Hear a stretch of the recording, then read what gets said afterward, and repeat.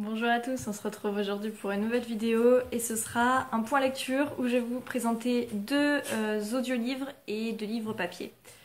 Tout d'abord, j'ai lu en audiolivre La vie devant soi de Romain Gary. C'est l'histoire de Momo qui est un petit de 10 ans qui est recueilli par une ancienne prostituée qui est devenue une sorte de concierge et qui recueille les enfants de prostituées qui ont été abandonnés et Momo en fait partie. Et on va suivre le roman à travers la voix du petit Mohamed. Et j'ai beaucoup aimé cette histoire, j'étais très touchée. Dès le départ, en fait, on sent que c'est un roman qui va être assez difficile, dont on imagine un peu la fin, mais quand elle arrive, on est quand même touché. Et voilà, j'ai bien aimé, je ne connaissais pas du tout, enfin, je connaissais Romain Gary, mais je n'avais jamais lu cet auteur et j'en entendais énormément parler. Et pour de bonnes raisons, puisque effectivement c'est un super roman que je conseille à tout le monde. J'ai beaucoup aimé La vie devant soi. C'est une écriture qui est assez particulière, qui est parfois même vulgaire, mais qui va dans le contexte en fait. Et on va suivre Mohamed qui va apprendre la vie au sein de cette société. Alors déjà parce que il est arabe, parce que c'était un enfant de prostituée et parce que donc Rose, Madame Rose en fait, celle qui la recueille, va essayer de laisser à chaque enfant sa culture et sa religion. Donc il va apprendre en fait à partager avec les autres cultures. Et ça j'ai beaucoup aimé. Ça se passe dans les années la première moitié du XXe siècle. Mais pour faire large. Mais voilà, j'ai beaucoup aimé, je vous le conseille. Et les voix qui racontaient l'histoire ont encore plus permis, je pense, de m'émouvoir et surtout à la fin le petit Momo m'a beaucoup touchée. Donc voilà. Ensuite, j'ai fait une lecture commune sur le tome 3 des Mark & Men, donc Rome de Jay Cronover chez J'ai lu. Je l'ai fait avec Marjolaine de Ma Wonderful Universe, Amandine d'Amandine Love Reading et de Marion de la chaîne Entre les lignes. On s'est dévoré ce tome 3 qui, pour la plupart d'entre nous, était notre tome préféré puisque Rome était celui qui nous attirait le plus dans les deux premiers tomes. Et comment dire qu'on n'a pas du tout été déçus du personnage de Rome. Alors oui, ce qu'on disait c'est que ça va très vite. Ils se connaissent à peine avec Cora, donc qui est la gérante du salon de tatouage de Mark & Men. Mais en même temps, c'est une romance. Quand on lit une romance, on s'attend à ce que voilà, les deux personnages finissent ensemble, que ça aille vite. Mais voilà, j'ai beaucoup aimé. Cora est mon personnage féminin que j'aime le plus, qui à certains moments, je me reconnais un peu dans ce personnage. Je vous dirai pas à quel moment, mais je me suis reconnue dans ce personnage. Et Rome, voilà, que ce soit physiquement, mentalement, c'est l'ancien soldat, donc voilà, j'ai toujours été intriguée par les anciens soldats qui reviennent d'Irak, d'Afghanistan et de toutes ces guerres que font les États-Unis aux pays orientaux. Mais voilà, pour le moment c'est mon tome préféré. J'avais beaucoup aimé le tome 1, donc Rule, j'avais moyennement aimé Jet. Mais ici, ça reste mon tome préféré. Alors après, on a regardé, le tome 4 en grand format était sorti début 2017. Donc je pense que le poche, ce sera pas pour tout de suite.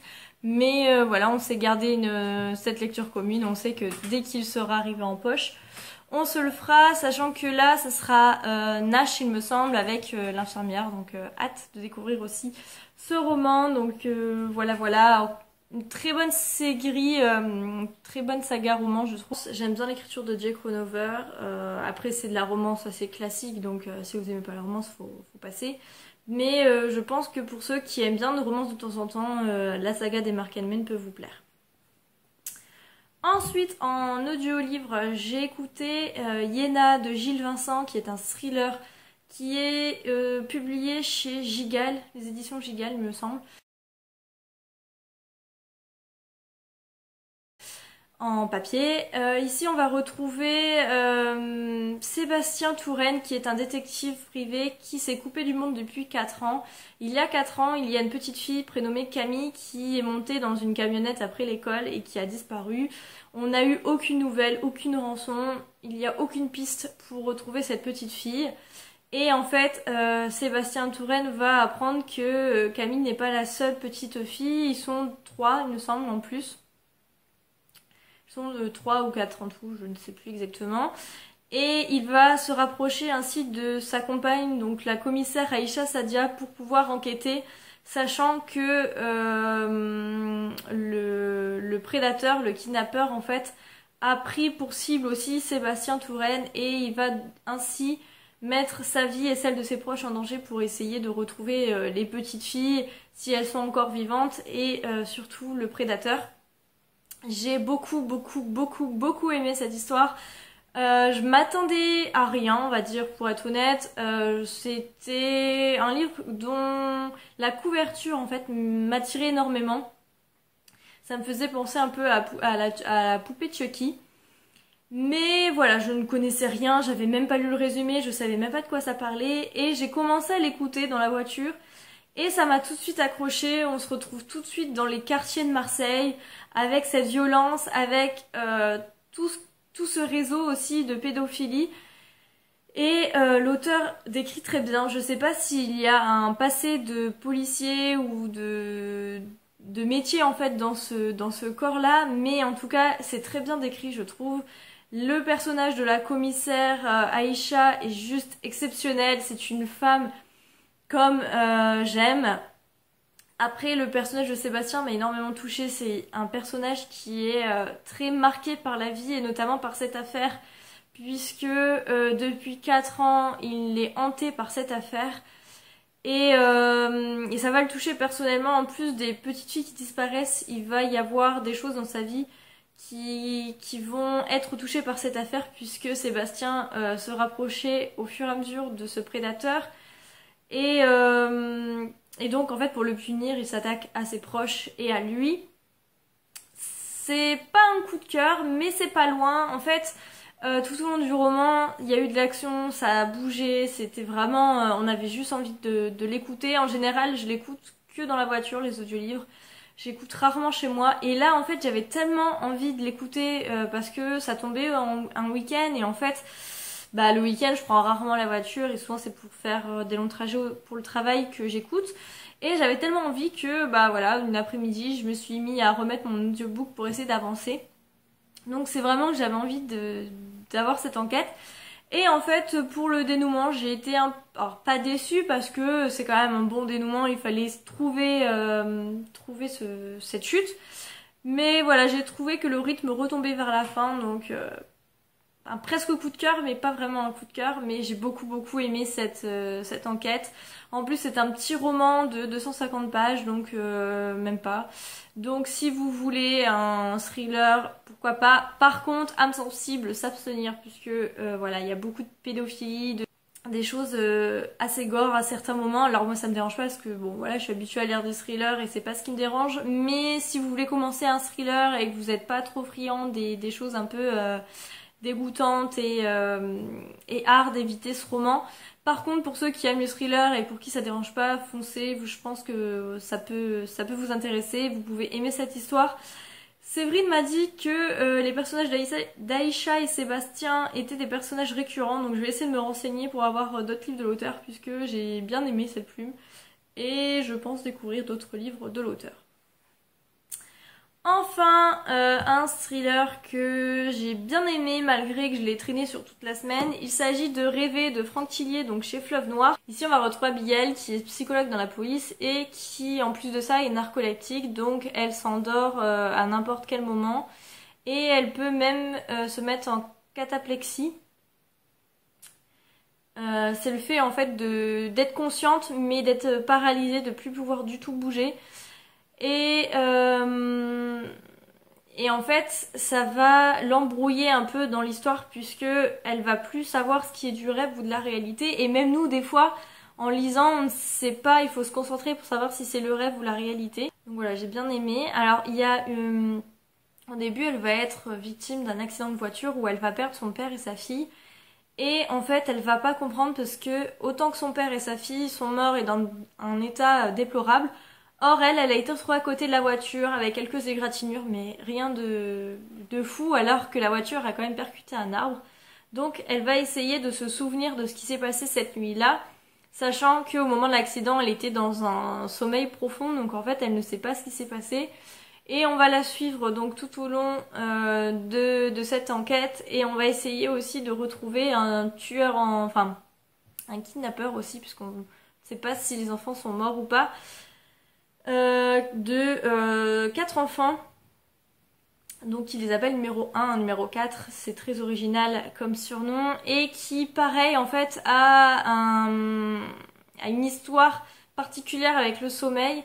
Et donc il va enlever les enfants et quelques mois après en fait il va mettre des épouvantails avec les effets personnels des enfants, que ce soit leurs vêtements ou même leurs cheveux, pour montrer en fait qu'ils sont encore là, qu'ils sont encore vivants, mais on n'en sait pas plus en fait. Donc Abigail va tout faire pour essayer de retrouver ce ravisseur et en même temps d'enquêter sur l'accident qui lui a fait perdre sa fille et son père.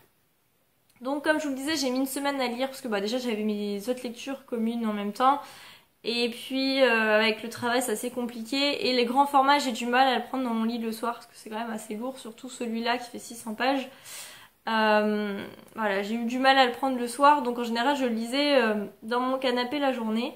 Donc ce qui fait que je l'ai lu sur une semaine, mais j'ai beaucoup aimé cette histoire. J'ai même été jusqu'à la fin où Franck Tillier nous invite à aller sur un site internet pour découvrir un chapitre en plus. Je n'ai pas trop trouvé l'intérêt de ce chapitre en plus, mais bon, c'était le jeu, donc j'ai joué. J'ai bien aimé, j'adore toujours la plume de Franck Tillier. Il sait nous emmener dans son histoire, même si je le reprenais au bout d'une journée ou deux, je savais me replonger dans l'histoire et me situer où j'étais. Même si des fois on est un peu embrouillé entre le rêve et la réalité comme a pu le faire Abigail, mais voilà, j'ai bien aimé, j'aime toujours me retrouver dans ces lieux, notamment les lieux du Nord que je connais très bien et voilà, ça m'a fait penser à mes études d'infirmière puisqu'il parle beaucoup de Roger Saint-Langros qui est un hôpital du CHRU de Lille et de l'IML qui est sur le CHRU, donc quand il parlait de l'hôpital ou de la morgue, je voyais très bien, je visualisais très bien les lieux, donc surtout que j'ai pu visiter l'IML, donc voilà, ça me plaisait encore plus en fait de connaître les lieux. Je pense qu'on s'intéresse encore plus à l'histoire et ça rend l'histoire un peu plus crédible. Mais voilà, j'ai bien aimé. Je ne m'attendais pas forcément au dénouement. Alors après, j'avais pas trop non plus réfléchi sur le dénouement parce que je sais que beaucoup ont été déçus de ce livre. Donc j'avais un peu peur. C'est pour ça que j'ai attendu un an avant de le sortir. Mais moi, j'ai pas été déçue. J'ai beaucoup aimé cette histoire. Que ce soit au niveau de la psychologie des personnages, au niveau de l'enquête. J'ai bien aimé. Voilà, je crois que j'ai fait le tour, donc je vous le conseille. Pour ceux qui commencent les thrillers, ça peut être bien, puisqu'il n'y a pas vraiment de scène. Je pense pas qu'il y ait des choses qui choquent, il n'y a pas de massacre animalier. Parce qu'en fait, avec le renard, on peut se poser la question, mais en fait, le renard, on le découvre assez vite, en fait, et le prédateur, donc il n'y a aucun problème avec les animaux. Je parle pour Caro, mais je sais pas si tu l'avais lu celui-là de Tillier, tu me diras en commentaire. Du coup, comme vous avez pu le voir, c'est 4 bons romans, même du très bon. Je vous le conseille tous les 4, puisque vraiment ça a été 4 bons moments. Et une petite mention pour La vie devant soi et Yenae, qui sont les deux quand même, les deux titres qui m'ont plus surpris du fait que je m'attendais pas forcément à une lecture aussi agréable, mais qui ont été de très bonnes lectures. Et Rome aussi, qui est une très bonne lecture, mais ça je savais que j'allais adorer le personnage de Rome, donc ce fut pas trop une grande surprise. Et puis pour Tillier, c'est un bon Tillier. je pense que le prochain Tilly que je vais me faire, ce sera soit Fracture, que j'ai gagné chez Caro et que j'ai toujours pas lu, ou le deuxième tome de Charcot. Je ne sais pas encore, on verra, mais en tout cas, j'ai hâte de découvrir les autres romans de l'auteur, parce que je pense, après le troisième roman, parce que c'est le troisième roman que je lis, que Franck Tilly et moi, ça le fait grave. Donc voilà, n'hésitez pas à mettre en commentaire si vous avez lu l'un de ces livres ou si l'un de ces livres vous intéresse. En attendant, je vous laisse et je vous souhaite de belles lectures. Ciao!